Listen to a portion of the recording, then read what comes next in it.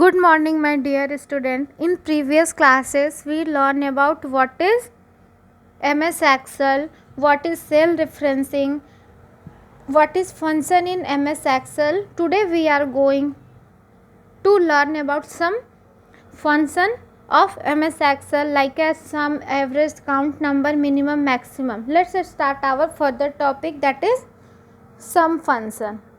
Sum function adds all the number given in the range of the cell and gives output. Sum function क्या करता है, अब तुम कोई सेल रेंज दिए हो, ठीक है, जैसे इसने क्या किया है कि sum equals to sum A1 to A3 दिया है, ठीक है, A1 से A3 को सम करना है। मान लो तुमको 20, 10 और 5, 20, 10 और 5 को सम करना है किस सेल में, A4 में। तो तुम कैसे करोगे, ये तो छोटी सी लिस्ट है। सम फंक्शन का यूज़ हम लोग क्यों करते हैं, मान लो इससे भी बड़ी बड़ी लिस्ट है, A1 से A100 तक का तुमको प्लस करना है, तो तुम ईजिली नहीं कर पाओगे।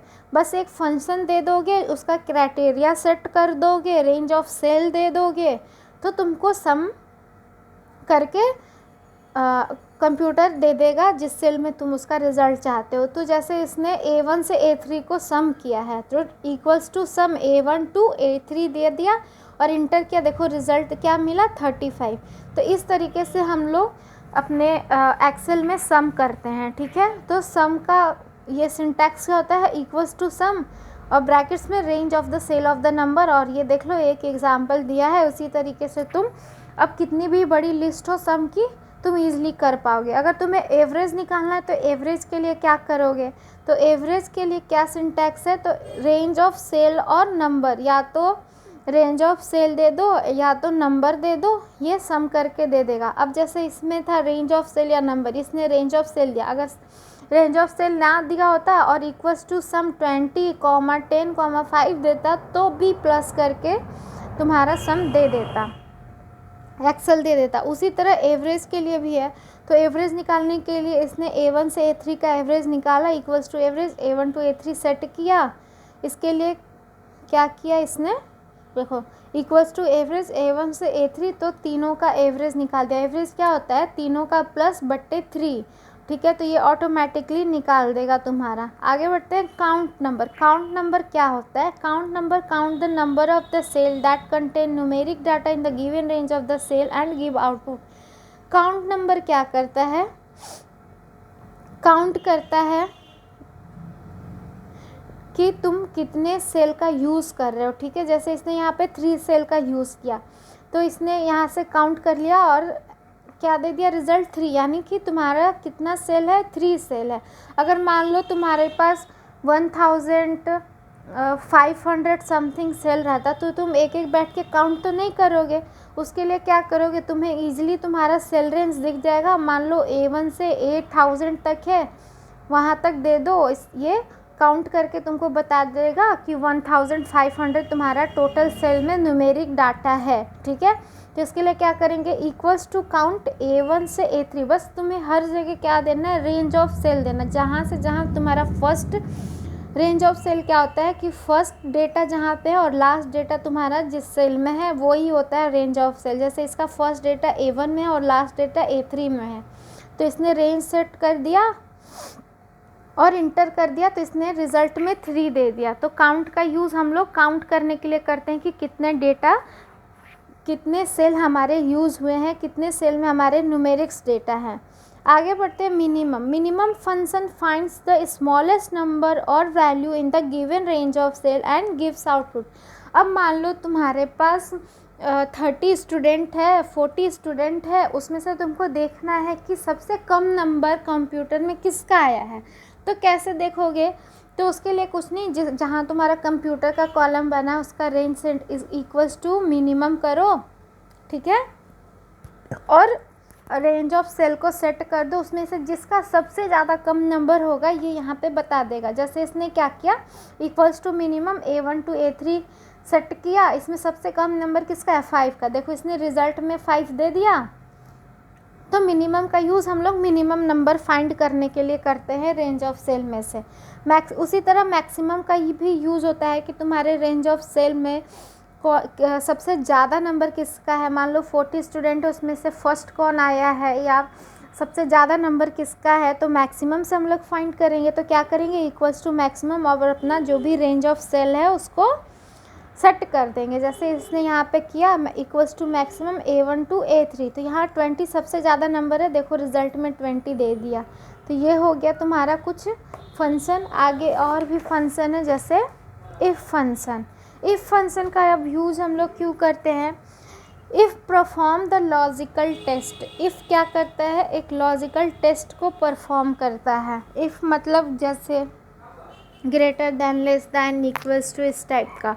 If function is use to test a value is true और false for a certain condition. अगर इफ़ फंक्शन का यूज़ हम लोग क्यों करते हैं बच्चों, इफ़ फंक्शन का यूज़ हम लोग ट्रू या फॉल्स के लिए करते हैं। मान लो तुमने कोई कंडीशन दिया है अपने सेल में कि ये नंबर लेस दैन इतना है, ये नंबर ग्रेटर दैन इतना है, तो ये ट्रू और फॉल्स में तुमको आंसर कर देगा कि हाँ तुम्हारा आंसर सही है, हाँ तुम्हारा आंसर गलत है। If a condition function, if ये क्या है, कंडीशनल फंक्शन है। कौन सा, इफ़ क्या है तुम्हारा, एक कंडीशनल फंक्शन है, जहाँ तुम जो कंडीशन दोगे वो उस कंडीशन को समझ के तुमको ट्रू या फॉल्स में आंसर को रिटर्न करने का। इट रिफ्लेक्ट्स ट्रू और false value. It is used when you need to test more than one values.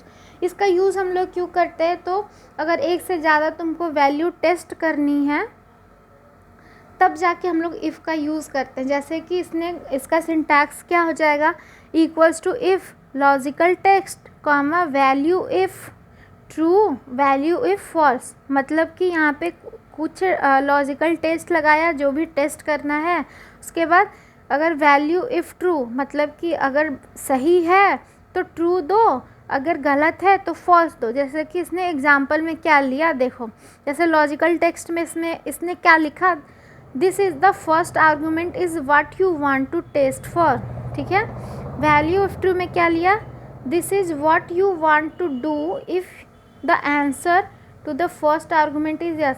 Logical test में तुम्हें क्या देना है, वैसे आर्गूमेंट देने हैं जो तुमको टेस्ट करना है, ठीक है। इसने यहाँ पे मतलब समझाया अपने सिंटेक्स का कि लॉजिकल टेक्स्ट में तुमको वैसा आर्गूमेंट, वैसी वैल्यू देनी है जो तुम्हें टेस्ट करनी है, ठीक है। और वैल्यू इफ़ ट्रू में यहाँ पे तुम्हें वैसी वैल्यू देनी है जो ट्रू है, जो इसका आंसर है। This is what you want to do if the answer to the first argument if yes. अगर इस आर्गूमेंट का वैल्यू यस है तो तुमको वैल्यू इफ़ ट्रू में वो वैल्यू देनी है, अगर आंसर गलत है तो वैल्यू इफ़ फॉल्स में वो फॉल्स नो वैल्यू देनी है। जैसे इसने क्या किया देखो, जैसे अब एग्जांपल से समझ लो। If equals to if A1 greater than 15, यहाँ पे पूछा अगर A1 ग्रेटर दैन 15 है और इसने क्या ट्रू में वैल्यू ट्रू में क्या सेट किया, ग्रेटर दैन 15। अगर ग्रेटर दैन 15 रहेगा तो ये ट्रू वैल्यू रिटर्न करेगा, और लेस दैन 15 रहेगा तो क्या वैल्यू इफ फॉल्स में लेस दैन 15 ये शो करेगा। अगर मान लो A1 में तुम्हारी देखो A1 में क्या वैल्यू है, 10 है, ठीक है। तो A1 में 10 है तो ये क्या हो गया, ये कंडीशन गलत हो गया ना। A1 जो है 15 से बड़ा है नहीं है ना, तो ये क्या वैल्यू रिटर्न करेगा, लेस दैन 15 रिटर्न करने का। देखो यहाँ पे लेस दैन 15 रिटर्न कर दिया। अगर यही A1 में इसके पास 20 रहता, ठीक है, 20 रहता तो 20 15 से बड़ा हो जाएगा। 20 15 से बड़ा हो गया तो ये ट्रू वाली वैल्यू रिटर्न करेगा ना। तो ट्रू वाली वैल्यू रिटर्न में क्या देगा, ये ग्रेटर दैन 15, तो यहाँ लिख देगा ये ग्रेटर दैन 15। तो कंडीशन समझ गए। इफ़ फंक्शन का यूज़ हम लोग कहाँ करते हैं, पहले लॉजिकल टेस्ट लिखेंगे, value if true value if false. Logical test जो तुमको टेस्ट करनी है वो वहाँ पे इंक्लूड करेंगे। उसके बाद तुम ट्रू वाले में जो वैल्यू रिटर्न करना चाहते हो उसको लिखो, और फॉल्स वाले में जो वैल्यू तुम रिटर्न करना चाहते हो उसको लिखो। आगे पढ़ते हैं कंडीशनल फॉर्मेटिंग। कंडीशनल फॉर्मेटिंग क्या है, ठीक है। Conditional formatting allow you to change the appearance of the cell or format the data in the worksheet depending on certain condition। conditional formatting क्या करता है कि तुम्हारे सेल का जो अपीयरेंस है उसको चेंज करना है, ठीक है। कंडीशनल फॉर्मेटिंग में जो तुम्हारी इस सेल में जो भी अपीयरेंस है उसको चेंज करना है या कुछ फॉर्मेटिंग करना है डेटा में या तुम्हारे वर्कशीट में, तो ये डिपेंड करता है तुम्हारे जो भी कंडीशन दोगे तुम कंडीशनल फॉर्मेटिंग में, उस चीज़ पे ये डिपेंड करेगा। Like you want to display overall average of the student exam depending on the grades. जैसे कि इसने एक एग्ज़ाम्पल ले लिया कि अगर तुम चाहते हो तुमको ओवरऑल एवरेज मिल जाए, ठीक है, ओवरऑल एवरेज मिल जाए तुम्हारे स्टूडेंट्स के ग्रेड, वो भी किस पे डिपेंड कर रहा है, ग्रेड पे। तो इसने क्या किया, पहले कंडीशनल फॉर्मेटिंग लगाने के लिए तो select the cell range on the worksheet, we select A2 to A5। इसने A2 से A5 सेलेक्ट कर लिया, ठीक है। कंडीशनल फॉर्मेटिंग कैसे लगाई जाती है बस ये चीज़ें बता रहा है। दूसरे स्टेप में है क्या, click on the home tab. पहले तो क्या करना है, तुमको कुछ भी करना हो एक्सेल में तो सबसे पहले तुम्हें सेलेक्ट करना पड़ेगा, ठीक। उसके बाद होम टैब पे गया, होम टैब के बाद कंडीशनल फॉर्मेटिंग की ऑप्शन मिलेगी, उस पर क्लिक किया। उसके बाद click the option as a per your requirement by using the arrow to specify condition. और कंडीशनल फॉर्मेटिंग पे क्लिक करने के बाद तुम जो भी इसमें ऑप्शन चूज करना चाहते हो उसको चूज करो, ठीक है। अगर तुम इक्वल्स टू चूज करना है, लेस दैन करना है, ग्रेटर दैन करना है, तुम जो भी कंडीशन लगाना चाहते हो वो यहाँ पे इंक्लूड कर सकते हो, ठीक है। उसमें से अपने डायलॉग बॉक्स में से चूज कर लो। If you click highlighted cell rules greater than, इसने क्या किया, कंडीशनल फॉर्मेटिंग में ये जो A1 से A5 लिया, सेलेक्ट किया, होम टैब पे गया, कंडीशनल फॉर्मेटिंग में गया और इसने एग्जांपल के तौर पे ग्रेटर दैन वाला चूज़ कर लिया, ठीक है। तो ग्रेटर दैन चूज करने के बाद एक डायलॉग बॉक्स अपीयर होगा, उस डायलॉग बॉक्स में type the value to format depending on the certain condition. और उसके बाद 5th स्टेप में क्या किया कि ग्रेटर दैन चूज़ करने के बाद देखो सबसे यहाँ पे ग्रेटर दैन कौन सी वैल्यू थी, 20 थी ना, तो यहाँ पे वो चीज़ें हाईलाइट होने लगी। जो भी तुम कंडीशन लगा कंडीशनल फॉर्मेटिंग में जो भी सेलेक्टेड रेंज था तो उसमें से ग्रेटर दैन ये चूज़ किया तो यहाँ पे वो चीज़ें हाईलाइट होने लगी। अब इसके बाद तुम यहाँ पे कोई भी फॉर्मेटिंग करना चाहते हो, उसको हटा के कोई और वैल्यू देना चाहते हो तो तुम दो। Select the formatting style that you want, here we select light red fill with dark red text. और इसने क्या किया, तुम अपने जो भी है फॉर्मेटिंग स्टाइल से इसको तुम हाईलाइट कर सकते हो, ठीक है। इसने क्या किया, जैसे कि इसने सेलेक्ट किया क्या, light red fill with dark red text और उसके बाद ओके बटन क्लिक किया, you will get the desire result. तुम ऐसा अपना रिजल्ट को देख पाओगे। तो ये हो गया तुम्हारा क्या, कंडीशनल फॉर्मेटिंग। समझे बच्चों। आगे हम कर लो फिल्टरिंग डेटा के बारे में पढ़ेंगे। अगर तुम्हारे पास कंप्यूटर या लैपटॉप है तो ये सारे सम एवरेज वाले एक पहले एक्सेल में चार्ट बनाओ और ये सारे प्रैक्टिकल करके देखो। उसके बाद ये कंडीशनल फॉर्मेटिंग वाली भी करना।